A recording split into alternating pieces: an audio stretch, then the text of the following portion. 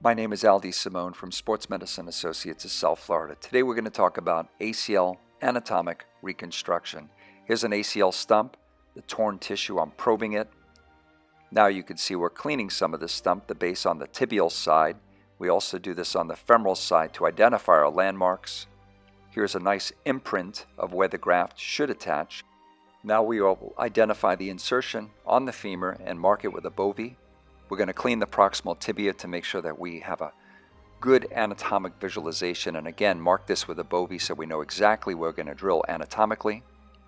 Here you can see a guide that we use externally. We also use fluoroscan to create this initial site, and then we're going to use a drill to drill on the tibial side first.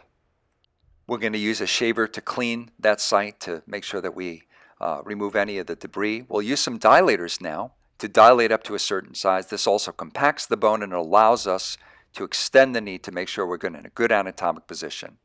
We're going to make a medial portal approach. We bring in a guide on the femur. I'll flex the knee to about 145 degrees, and we use a special guide with a drill bit.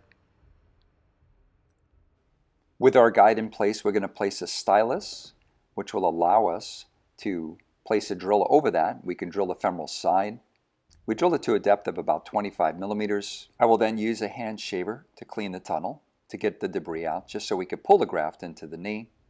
And now I'll use a special marking device, a bovie again, to make sure that my screw is in a good position. Dilators are very helpful. It allows us to look at the measurements as well as to compact the bone for excellent fixation. And now we're going to take a K-wire, once again with a suture attached to it, and pull it inside the knee, and this will allow me to advance my graft. Here we're pulling the graft into the knee. You can see the dilator once again to smooth the bone and compact the bone.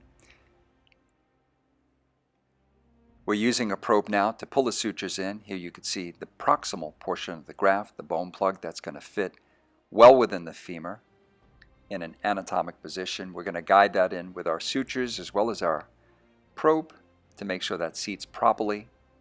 We're going to advance that slowly to make sure the position is in a good anatomic position. And then we place a guide. We'll create a little notch for our screw.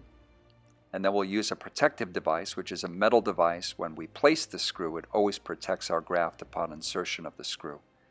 These are titanium screws. I think they're excellent. They're with great fixation. And now we're going to see a final image of the graft as it's seated nicely, aperture fixation with the graft in place. The graft is seated. You can see full extension is obtained. There's no wall or notch impingement. The graft is also fixed distally in the tibia as well with a similar screw for an anatomic reconstruction. For more information, visit draldsimone.com. Thank you so much.